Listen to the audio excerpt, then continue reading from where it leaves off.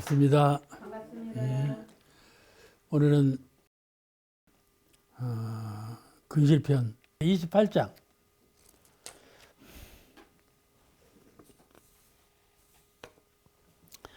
28장은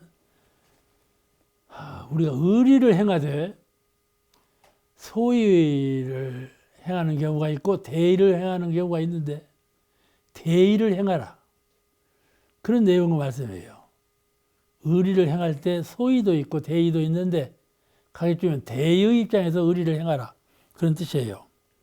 한번 읽으시겠습니다. 28. 한 학인이 사려기를 의리 없는 동지는 추방함이 의가 아니오리까.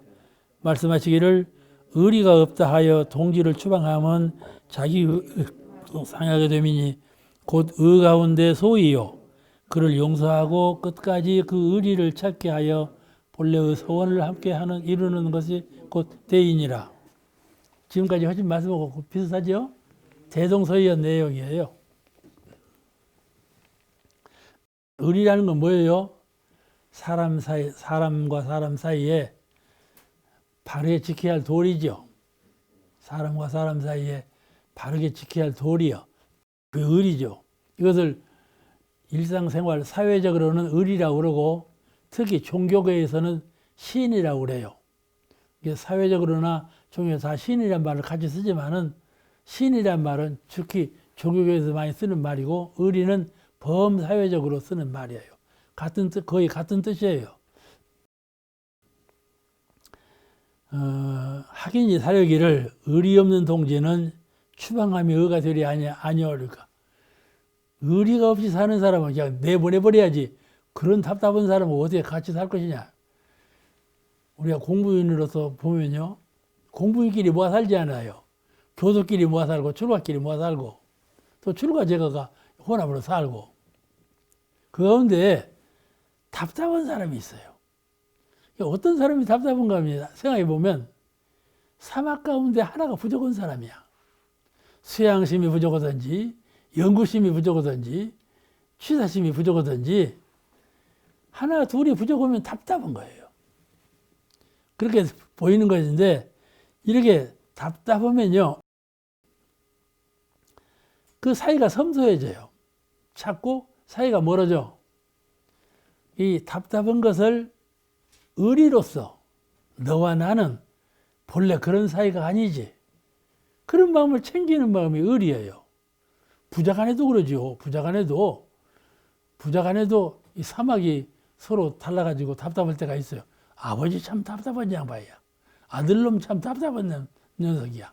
이 생각할 수가 있어요. 그런데 부자의 의리가 있잖아요. 부자의 의리가 있으니까 어떻게 해야 돼요? 그 답답함을 개선해 나가야 하는 것이죠. 그것으로 인해서 그렇게 자꾸 개선해 나가는 거, 그것이 대의다. 서로 안 맞는 것이 있는데 안 맞는 것을 맞도록 자꾸 노력해가고 서로 함께 하는 것이 대의고, 안 맞는 것을 딱 끊어버려. 너는 안 돼. 너는 내 아들이지만 아들 아니야. 그런 일이 얼마나 많다고. 너는 내 아들이지만 아들 아니라고. 그런 일이 참 많아요.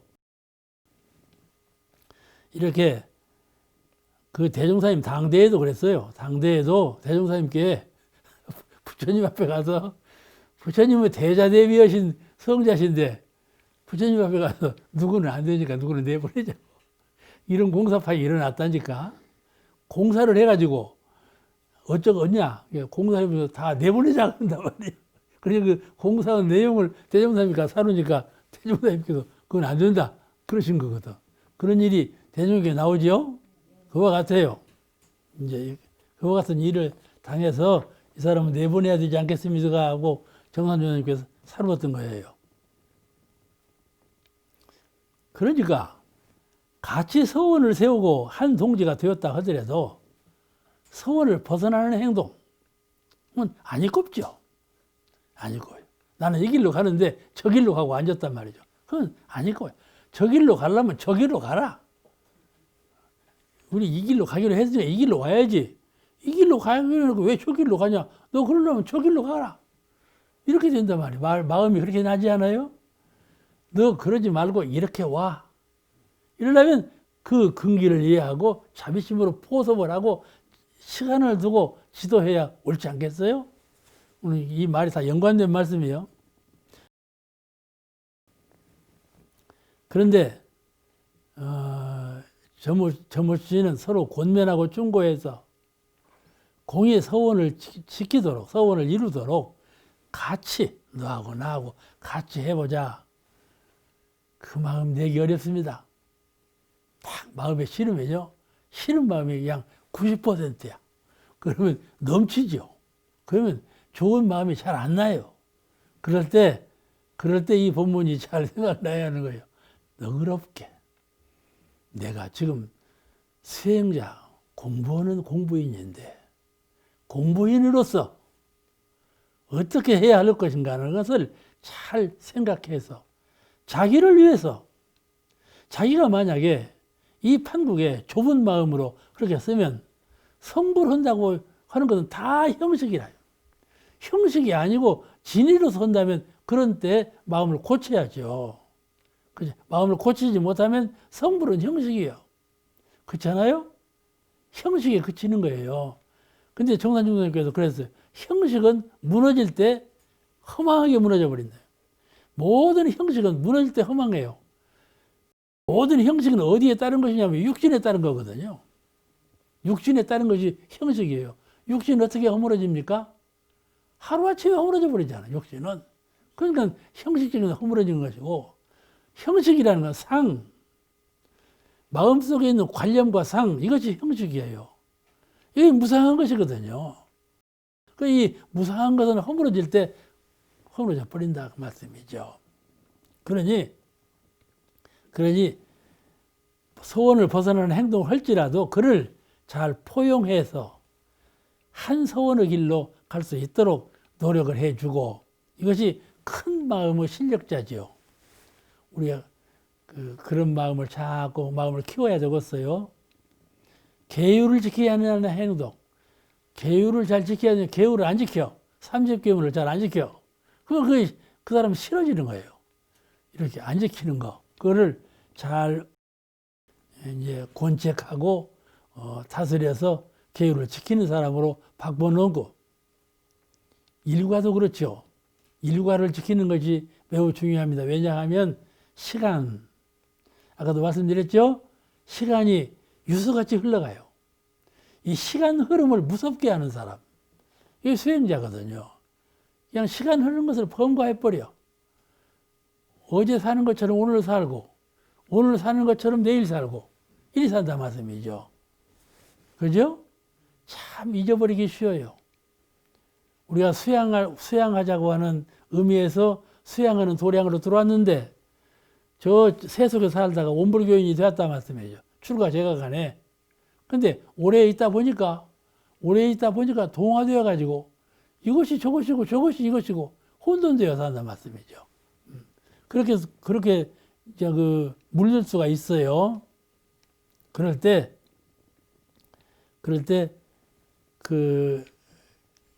계행을 청정히 지켜야 되는데 그런 걸 벗어난다. 그 동지가 싫어지는 경우가 많아 있어요. 그러면서도 이 동지 간의 의리를 지키는 일, 여기서는 말하는 좀 그거예요. 의리를 지키는 일.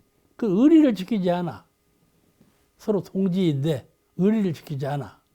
그런 마음 가운데 싫은 마음이 나지요. 이런 모든 행동을 의리를 벗어난다. 그렇게 말을 해요. 의리를 지키지 않고 벗어났다. 그럴 때, 그 사람 안 되겠다. 이런 마음을 내지 말라. 이제 이런 의리는 부자 간에는 부자의 의리가 있고, 형제 간에는 형제의 의리가 있고, 동지 간에는 동지의 의리가 있고, 사제 간에는 사제의 의리가 있고, 다 의리가 있는 것인데, 내가 앞서서 그 의리를 뿌리쳐버리고 너는 안 돼. 그런 행동과 취사를 하지 말라. 그 말이에요. 내 말씀은 내가 먼저 그가 나를 버리고 가버리면 그거 어쩔 수 없는 것이지만 내가 먼저 너는 안 돼. 이렇게 버리는 생각은 갖지 말라. 이렇게 하는 것은 수행자로서 취할 바가 아니다. 수행자는 성불, 각을 이루어서 성불하자는 것이 수행자이고, 자비, 너를 나처럼 보호해서 나와 함께 하자. 이것이 자비심인데, 이런 수행자의 근본 정신을 놓아버리고 너는 안 되겠다 하고 끊어내는 것은 수행자로서 할 일이 아니니까, 그럴 때일수록 서로 챙겨서 함께 하자. 그런 마음을 키워라. 그것이 대의다. 세상을 사는 대의다. 우리는 잘하고 있어. 못하는 사람을 만났어. 못하는 사람이 싫어. 저 끊어내야 돼. 의리는 의리지. 그러면 소이다. 몇 사람이 아니라 소이요. 대의는 내가 싫은 사람을 포용해서 그가 우리하고 함께 하도록 잘 선도하는, 그것이 크게 보는 대의다. 의리라는 건 관계원리, 나와 너 사이에 법도 있게 잘 살아보자 하는 것이 의리인데, 그렇잖아요? 너는 안 돼 하면 벌써 내가 내 의리를 끊어버린 것이죠. 먼저 내가 내 의리를 끊어버린 거예요. 저 사람이 의리를 끊고 나간 것이 아니라 내가 먼저 끊으면 그 사람이 어찌 의리를 지킨다 하겠는가. 그럴 때는 대의를 행하라. 이해가 되시죠? 말로만 이해하면 안 돼. 실행으로 이해를 해야지. 한 장만 더 해. 한 장만 더 해야 다음에 끝내겠어요. 다음에 29장. 29장도 매우 중요한 말씀이에요. 대중과 파당을 짓지 말라. 파당을 지어 사람들이 파당 짓지 말라는 말씀이야. 한번 읽으세요. 29. 한 교역자가 대중의 인심 모으기에 주력하여 파당을 짓고 있거늘 말씀하시기를, 짐짓 지어서 얻는 인망은 무너질 때 허망하나니 인망을 개교하지 말고 도력과 공신만 갖추고 보면 제자 없어서 교화 못할 일은 없나니라. 우리 교단이 선거문화제예요. 종업사님도 선거하고 수의단원도 선거하고 이제 선거문화제. 앞으로는 이제 교구장도 선거하려나 몰라. 아시겠죠? 그러니까 선거문화제인데, 이 선거문화라는 것이 참 그 민주주의로 좋죠. 대중이 다 좋아하면 그게 법이다. 세우신 거거든.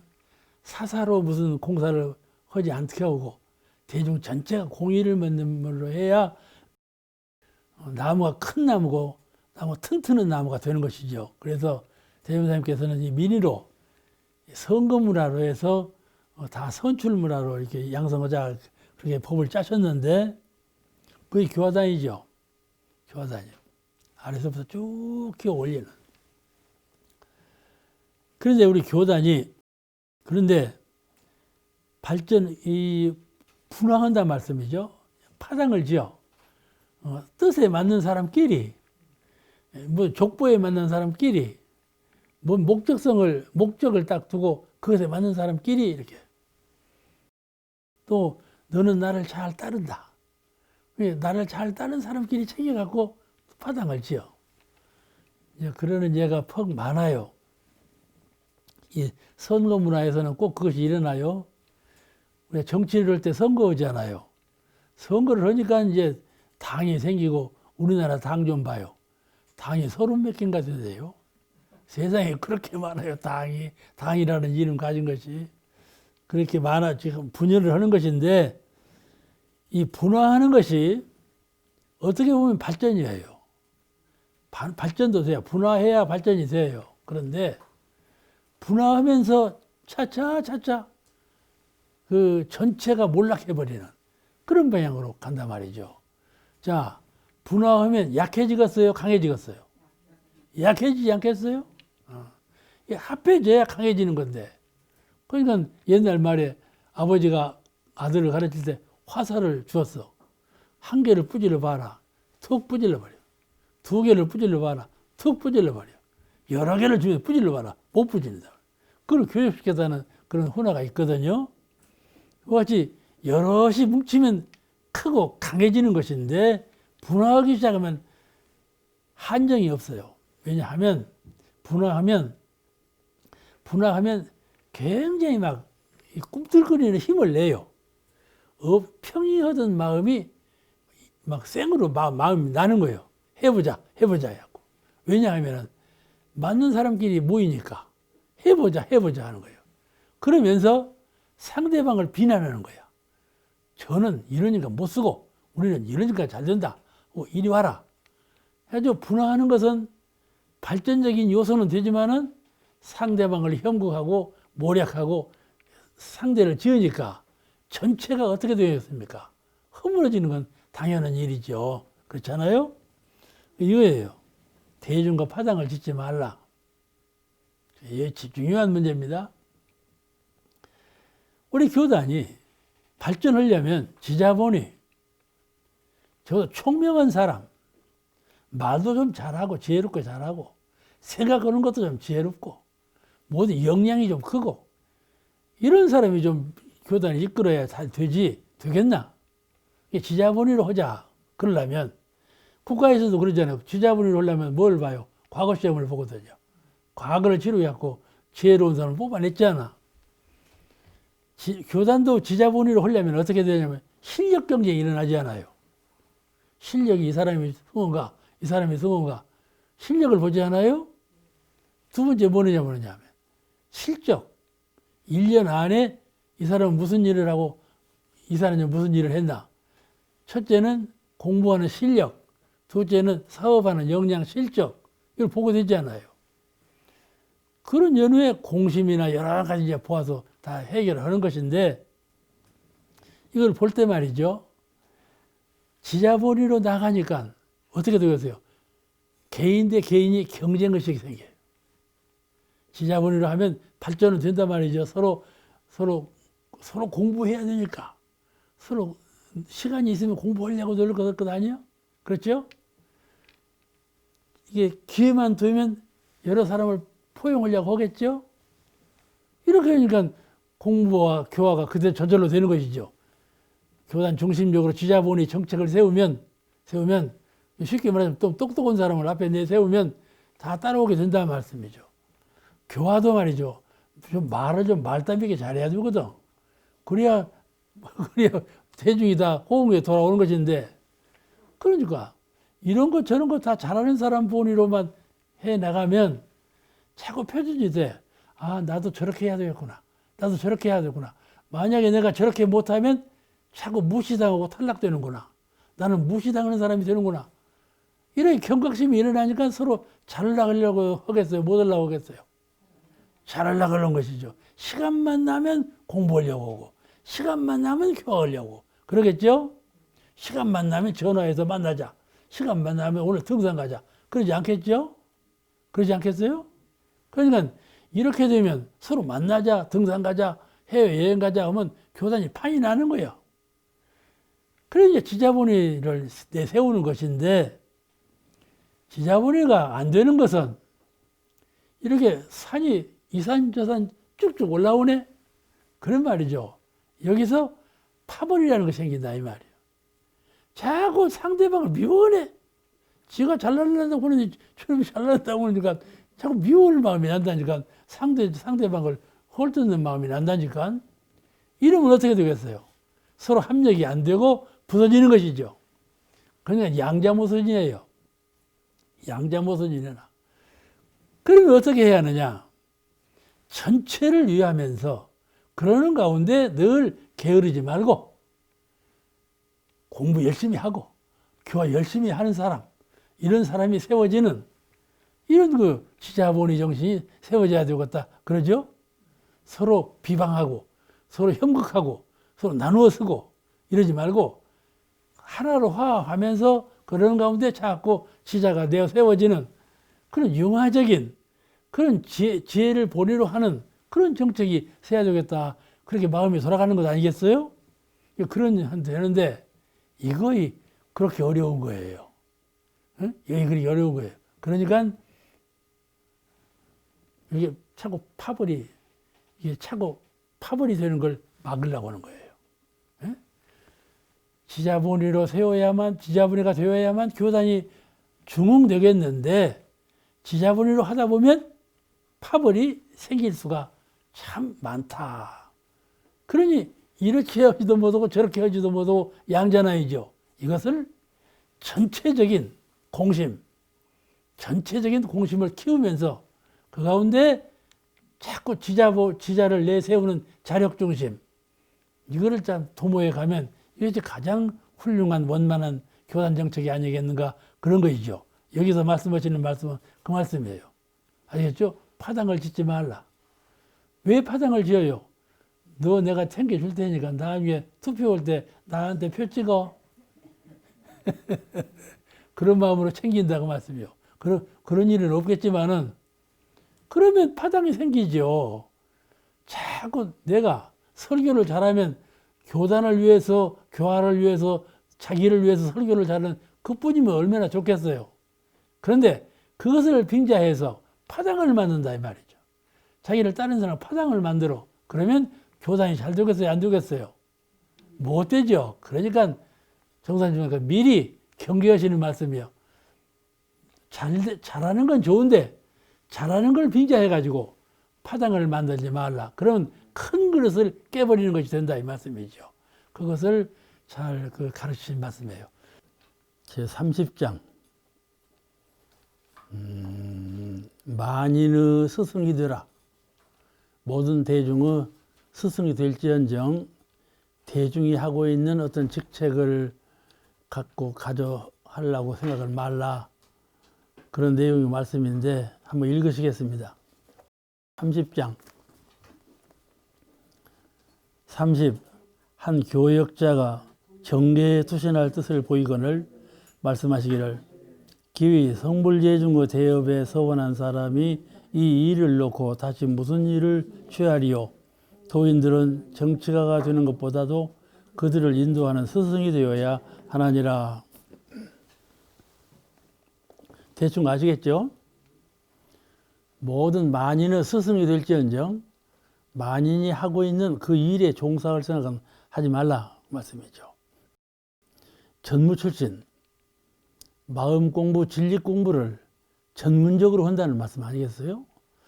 진리도 형상이 없고 마음도 형상이 없는지라 형상 없는 자리에 공들인다는 일이 그리 쉽지가 않아요.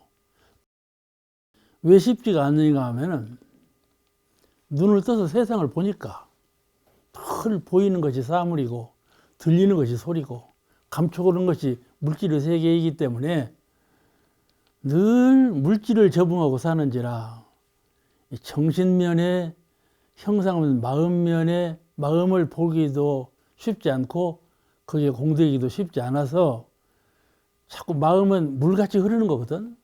마음은 바람같이 부는 것이라 그래서 이 물질의 세계에 마음이 늘 흘러간다 말씀이죠. 흘러가. 그렇기 때문에 순일무이한 마음으로 전일한 마음으로 마음 공부를 진리 공부를 하기는 그리 쉬운 일이 아니다.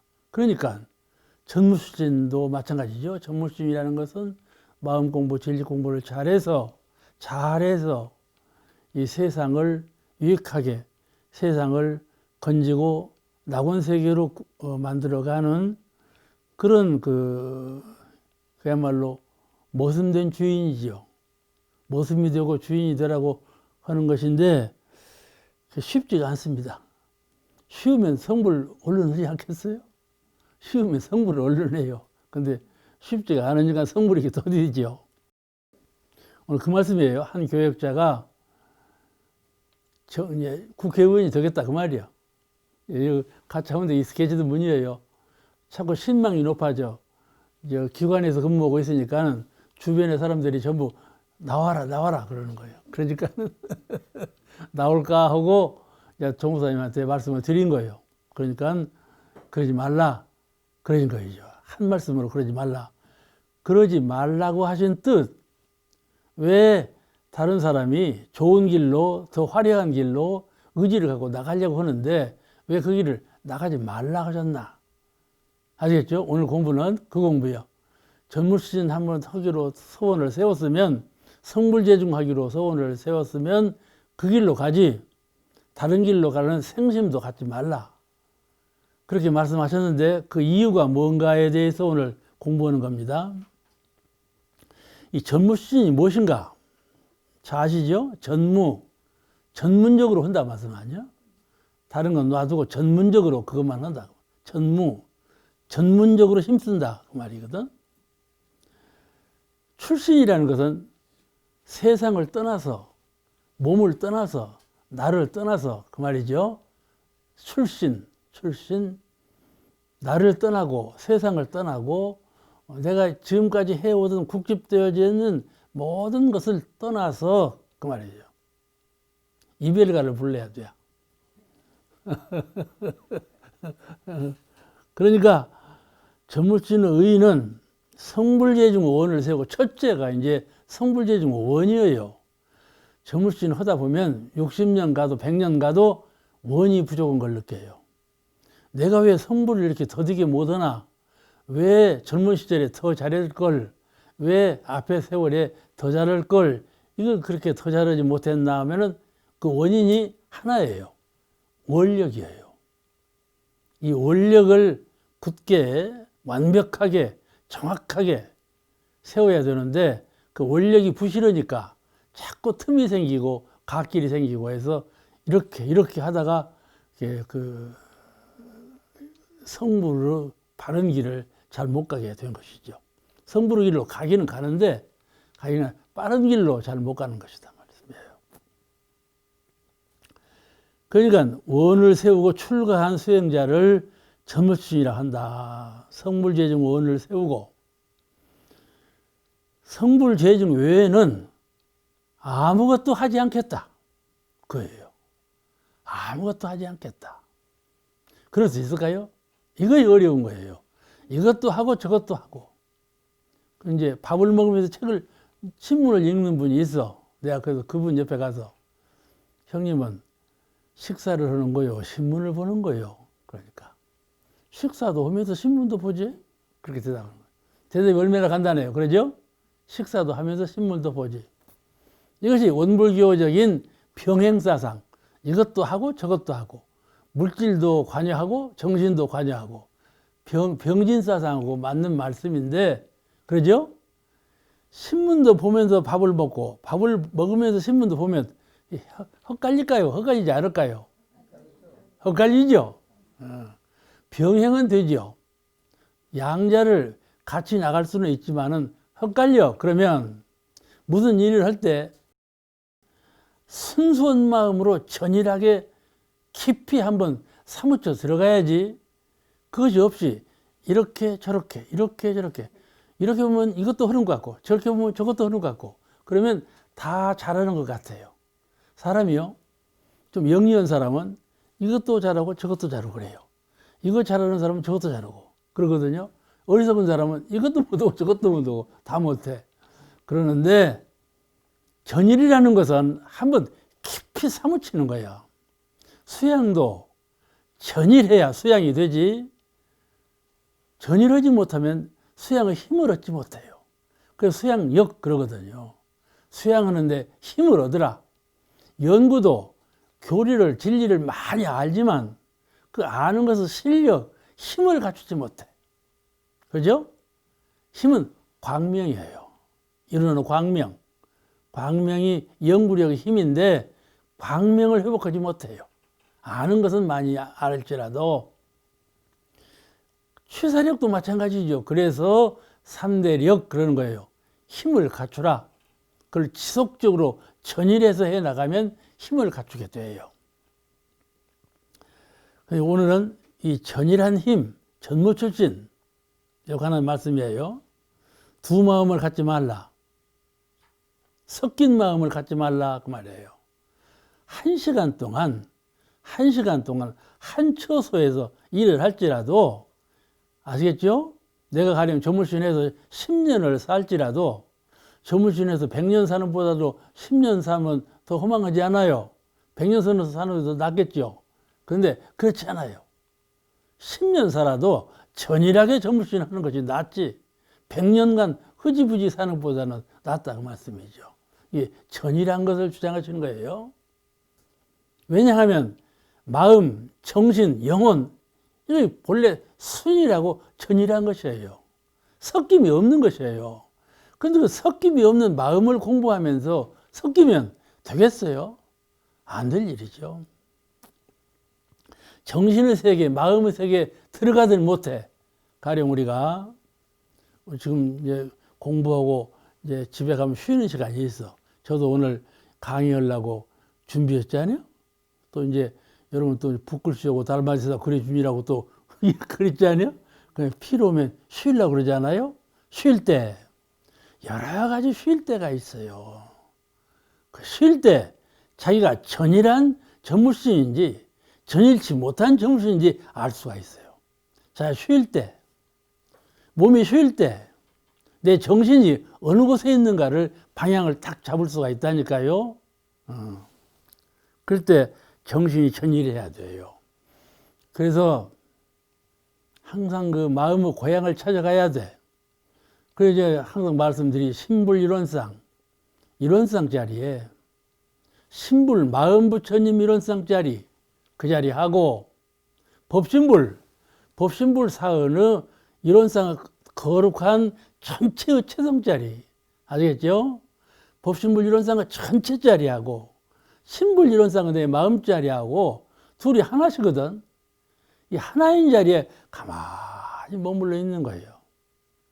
그래서 힘을 타는 것이죠. 광명을 회복하는 것이고 힘을 얻는 것이고. 그렇죠? 잠시 쉬는 시간에 그렇게 하는 사람. 그것이 정무신이에요. 정무신은 언제든지 그 마음이 관심사가 마음에 있어. 진리에 있고 낙에 있고. 그 세상 사람들은 낙을 어디다 붙이고 사는지 몰라. 제가 장수교무로 있는데 고래등같이 큰 집이거든. 큰 집이 세 채나 돼야. 그 집에 처음으로 교무로 가서, 부교무는 나는 안 살았어. 그냥 교무로 갔는데 교도님이 법회 보고 가시면서 교무님은 무슨 재미로 사는가 모르겠어. 그러면서 가더라니까. 당신들은 재미가 있는데 교무님은 이 큰 집에서 혼자 살고 있으니까 무슨 재미로 사는가 모르겠다는 말씀이에요. 그러니까 그 세계가 있다니까. 재미있는 세계가 있어. 재미있는 세계가, 마음의 세계가 한없이 열린 세계가 있어. 정신의 세계, 진리의 세계가 이 세상처럼, 이 세상이 얼마나 한이 없어요. 하늘을 봐도 한이 없는 세계고 인간 세상을 봐도 한이 없는 세상인데 정신 세계도 마찬가지예요. 마음의 세계도 한이 없는 세계가 열려 있어. 그런 등급의 세계가. 그런 세계에 맛을 못 붙이면 도인이 될 수가 없는 것이지. 맛을 붙여야 자꾸 그 자리로 가지지. 맛을 못 붙이면 그 자리 갔다 이 자리 갔다 한다니까. 이렇게 하면 안 된다 이 말이에요. 그 사례를 들어보면은 정산종사님께서 나는 대종사님께 물질적으로는 아무것도 올린 일이 없다. 아무것도 가서 이게 헌금으로 올린 일이 없어. 물건이나 헌금이나 간에 한 번도 올린 일이 없대. 종사님 말씀이에요. 올린 일이 없다. 다만 신의로 모셨을 뿐이지. 그렇지 않아요? 우리가 생각할 때 누구를 배우러 가려면 뭐 좀 신물 좀 갖고 가야지 이런 마음이 먼저 나지 않아요? 그렇지 않아. 그 마음을 챙겨갖고 가는 것이 가장 중요하지. 그렇지 않아요? 정선정선님께서 실제로 그렇게 했다니까. 우리는 이것을 사표로 알아야 돼. 내가 누구를 배우러 갈 때 마음으로 가야지. 마음은 놔두고 물질만 가지고 가면 그거는 정물신 정신이 아니다 이 말씀이죠. 마음 공부하는 분이 아니에요. 마음의 세계를 아직 못 본 분이에요. 그죠? 마음의 세계를 못 본 분이에요. 대종사님께서 방언 역사를 마치고 이제 그 겨울에 그 언을 막았거든. 막으니까 막고 나니까 얼마나 고생했었겠어요. 이제 푹 이제 한숨을 내쉬는 판인데 제자들이 하시는 말씀이 방언 역사는 이제 끝났는데 회상 이루는 일 마음 공부는 얼마나 어려울고 이렇게 말씀을 했다. 대종사님 듣는 자리에서 공부하기는 얼마나 어려울고 일은 이렇게 끝냈는데 공부는 얼마나 어려울고 그러니까 대종사님께서 그 밥 먹기보다 쉬운 거다. 이렇게 대답하셨다니까. 근데 우리가 해보면 차라리 이 일은 쉽지. 이 일은 쉬워. 근데 마음 공부는 참 어려워. 마음 공부는 형상이 없는지라 마음 한 번만 돌이키고 마음 한 번만 비추면 공부가 되는 건데 그 비추고 돌린다는 일이 그 쉬운 일이 아니에요. 업력에 의해서. 우리는 3대력도 있지만은 3대력과 반대되는 업력이 있어. 업력이라는 것은 과거 세상에 마음을 써버리던 습관 업력, 습관력, 그것을 제어들 못해. 그러니까 공부가 어려워지는 거예요.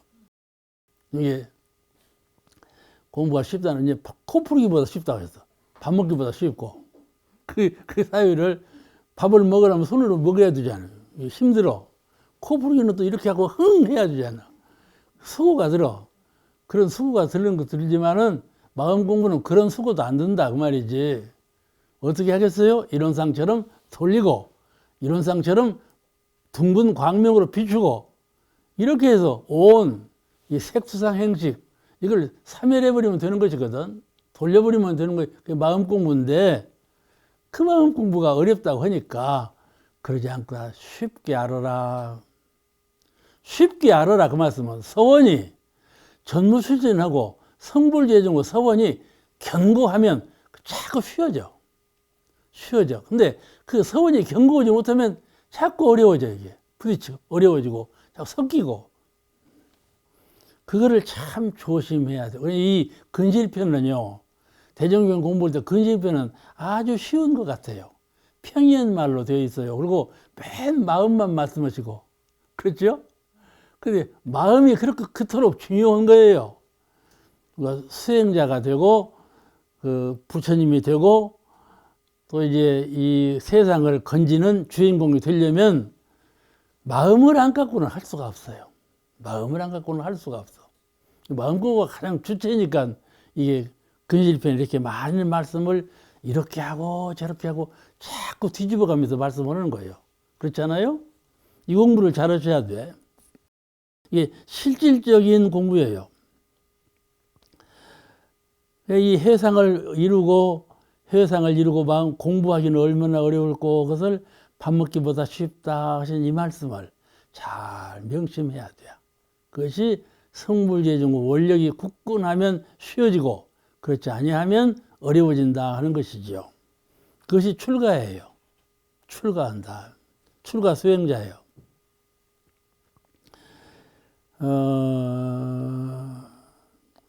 한번 반성해서 대답해 봐봐.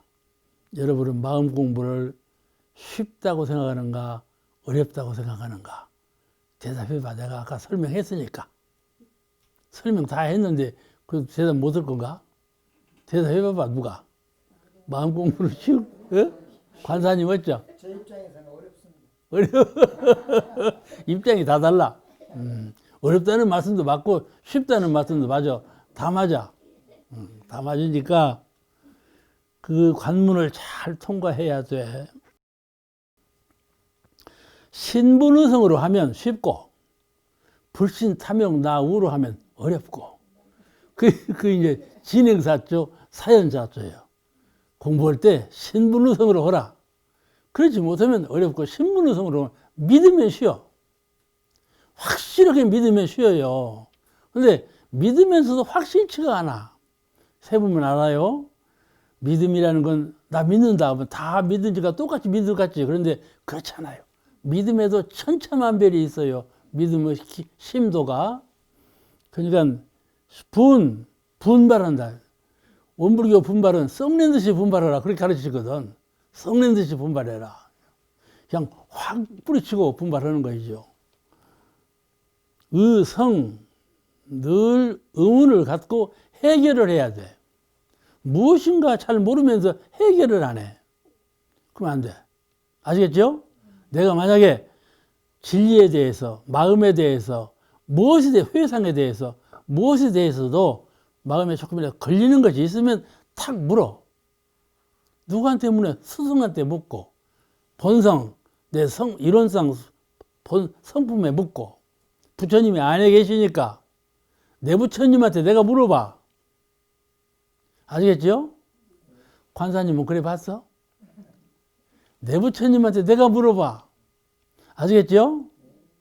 대답 좀 확실하게 해요. 그래야 해문이 열려.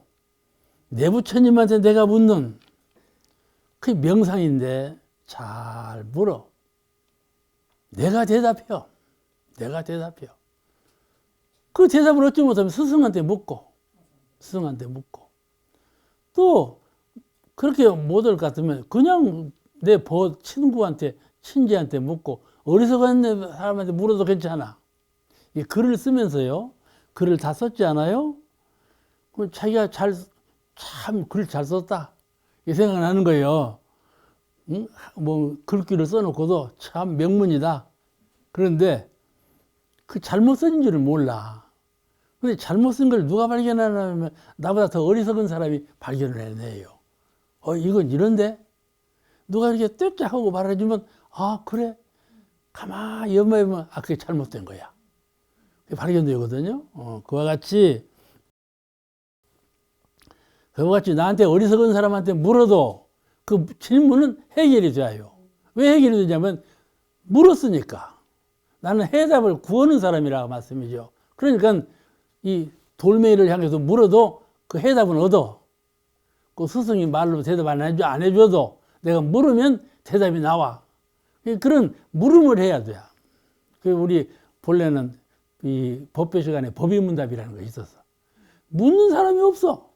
그러니까 그냥 자동적으로 없어져 버렸는데, 그래갖고 이 불교는요, 깨달음의 종교이기 때문에 물음이 필요해요. 그러니까 공부라는 것은 믿음이 견고하면 마음이 돌아가. 마음이 돌아가. 안 돌아가는 것이 그냥 미워 죽겠어. 아무리 돌리려고 해도 안 돌려지네. 아침에 새벽에 깨면 도로 미워지고, 밤에 잘 때도 도로 미워지고. 한번 미우면 안 돌아가. 그럴 때 말이죠. 그럴 때 인과를 믿어야 돼. 내가 이렇게 미워하는 마음을 지속적으로 가지면 이것이 반드시 인과가 있어서 또 내 마음은, 본래 마음은 광명한 건데, 환한 광명한 건데, 어찌해서 이와 같이 내 마음에 어둠이 있고 어두운 잔재가 그림자처럼 남아있는가. 가만히 관조해보면 저절로 사라져버려. 이렇게 자꾸 공부를 해 나가고 신분의성으로 해 나가면 공부가 차차 쉬워져. 공부가.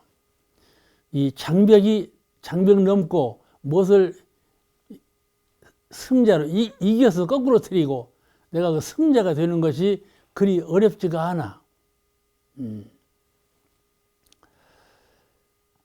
한 제자가 또 그래서 마음 공부처럼 쉬운 것이 없어져. 차차 마음 공부처럼 어려운 것이 없다. 그러다가 처음에는 마음 공부처럼 쉬운 것이 없다 그래요. 차차 해보면 어렵거든.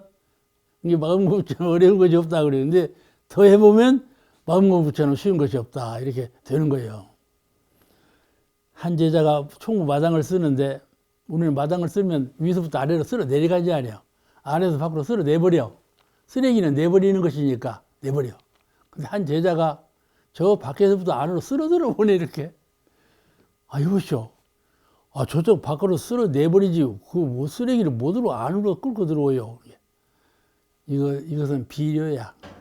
거름이니까 안으로 쓸어서 거름을 모아서 회상에 거름을 쓰려고 그런다. 이유가 있어. 그러죠? 이런 이유로 작은 것이라도 회상을 위해서 모을 마음을 가졌으니까 우리 회상이 된 거예요. 그렇지 아니하면요. 옛날에는요. 이런 거룩한 회상을 이루려면 신통을 했어요. 교조가 막 신통을 부리는 거야. 그 신통 때문에 막 사람들이 믿었어. 그래가지고 교세를 이루었어요. 아시겠죠? 그런 종교가 꽤 많아요. 신통과 이적을 근본으로 해요. 그래가지고 믿음을 갖게 하고 교단을 이루어요. 근데 그 교단 오래가지 못해요. 이제 보십시오만은 이번에도 코로나19가 지나갔잖아요. 이 지나간 후에 많은 인류 사상에, 인류 생활에 변동이 올 겁니다. 어떻게 변동이 오느냐 하면 사은사상에 훨씬 더 접근해 갈 거예요. 아시겠죠? 오롯이 어떤 분은 우리는 하나님 믿는데 왜 원불교는 넷을 믿어? 상을 이렇게 기도하니까 이렇게 말하는 분이 이건 참 이론상을 모르는 사람이요. 원불교 신앙은 이론상 신앙이요. 사은은 강령이고, 근데 모르는 사람들은 그냥 사은만 믿는 줄 알아. 우리는 하나를 믿는데 왜 원불교는 넷을 믿냐고. 그렇게 원불교를 비난을 해요. 그런데 앞으로 세상이 바뀌면 지금 코로나 봐요. 어째서 코로나가 왔습니까? 앞으로는요, 세균이나 바이러스 때문에 인류가 전체 망할 수가 있어요. 그래가지고 말하기를, 봐라, 인류는 망한다. 인류는 언제 이제 심판받아서 다 망하는 날이 온다. 이렇게 말하거든. 그런데 대종사님 형제는 그게 아니에요. 보라, 앞으로 인류는 훨씬 더 흠륭하고 훨씬 더 문명한 사회를 이뤄갈 것이다. 이렇게 전망하셨어요. 이것이 판이하게 달라요. 앞으로 세상은 심판받아서 무너진다, 없어진다, 이런 성자도 있는가 하면은 대종사님처럼 보라, 앞으로는 문명한 세상이 돌아온다 하셨다니까요. 지금 코로나19가 지나가니까요. 지금도 그래요. 보라, 저렇게 해서 인류는 망한다. 이렇게 심판기가 온다고 이러긴다니까요. 근데 그렇지 않아요. 원불교 정신은 그런 정신이 아니에요. 이제 보십시오만은 인류는 지혜를 다하고 경험을 쌓아서 힘써 노력함으로써 전부 극복해 갈 겁니다. 이것이 인류 희망이에요. 그리고 우리가 문명을 이루어왔는데 이런 최선의 문명 세계가 돌아온다. 이렇게 희망적이라야 종교이지 절망적인 게 종교일 수 있습니까? 그러니까 사은사상이 이제 드러나는 거예요. 그냥 초목을 비워버리고 바다 물고기 다 잡아먹고 산에 짐승 다 잡아먹고 이렇게 하니까 이런 병이 일어난 거거든. 일어난 거 아니에요? 사은을 존중할 줄은 몰라. 그렇지 않아요? 호박을 봐봐요. 호박도 말이에요. 잘 키우는 사람은 잘 키우는데 호박도 그냥 길에 호박 넘치리 하거든. 뜯어서 제껴버려. 가만히 보면 호박이 싫어하는 거야. 이렇게 뻗어나간 놈을 호박을 뒤쳐서 제껴버려봐. 호박이 싫어하는 거야. 근데 사람은 그 싫어하는 줄을 몰라. 아시겠죠? 싫어하는 줄을 몰라. 그러니까 병나죠. 남 싫어하는 것을 알아야 해요. 남 싫어하는 걸 알아야 해요. 그래야 병이 안 나. 그러니까 다 잡아먹으면 병난다니까.